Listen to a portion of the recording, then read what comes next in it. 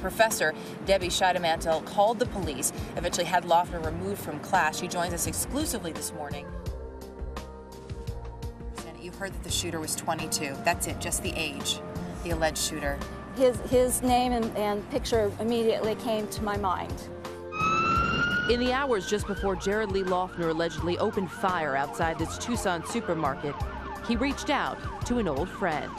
Just, said, hey, it's Jared. We've had some good times, and peace out. I never thought I'd, know him as a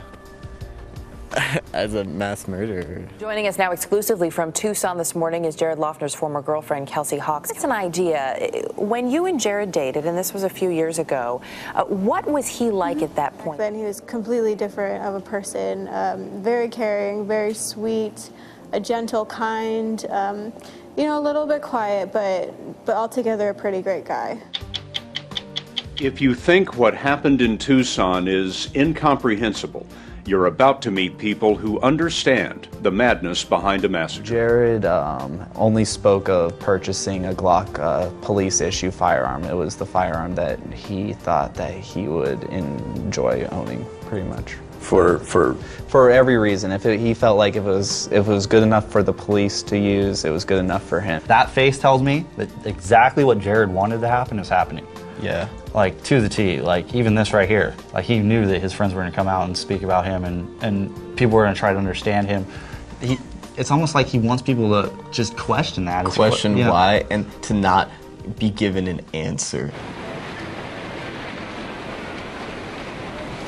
Native Taylor Anderson was teaching English at a school near the epicenter of the quake. This morning, her family is still desperately trying to locate her. 2 days ago, just before they appeared on The Early Show, the Andersons got wonderful news from Taylor's teaching program. Taylor was found. She was safe in a shelter. I couldn't believe it. I was so relieved. But 12 hours later, they learned it had been a mistake, a false rumor from a region where communication is sporadic. So I can forward you this chart, the one that I've started. Frustrated by the lost time, but refusing to lose hope, her family got back to work, directing the search from 7,000 miles away. Do you think about going to Japan?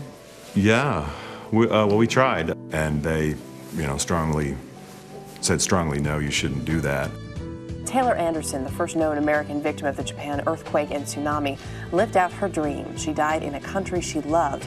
The 24-year-old taught English in the town of Ishinomaki. Officials there say she spent her final moments making sure her young students were safe, but ultimately ran out of time to save herself. She just could create a bond of friendship that not many people could do. She was so sincere, and she was always willing to help. Now Josh Powell speaking out in his first in-depth interview. CBS News contributor Hattie Kaufman spoke with him last night about the case and the wife who he claims left him and their children behind. Do you have anything to do with her disappearance? No. Did you kill your wife? I have never even hurt her. People who know me know that I could never hurt Susan. I got it. I got it. I got it. I got it. I got it. Stop. We need to move up on the right. Yes. Move your head, Isaac. I got it on video.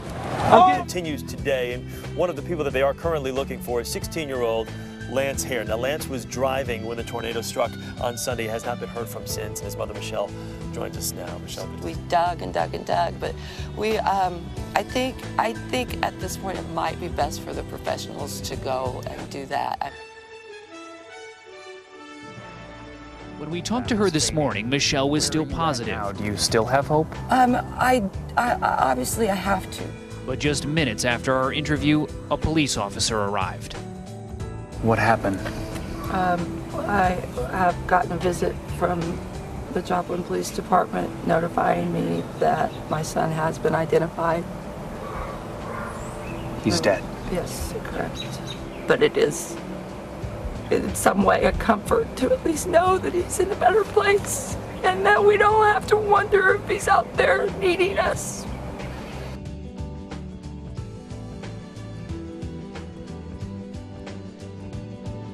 When Steve Jobs first set out on this journey, which would ultimately change not only the way we use computers, but really the way we live our lives, Steve Wozniak was right by his side. Overnight, really, a lot of the memories, things that we did together, how important they were, the way that Steve thought and he talked, and his leadership from the early days and the way he founded things. It's like my head is swirling in it. When you're in a battle with artillery falling around you, you hear this noise. It goes shoo, and then for 2 seconds you don't hear anything, and right after that you hear and you don't know if that artillery shell is going to hit a mile away or 1 foot away from you.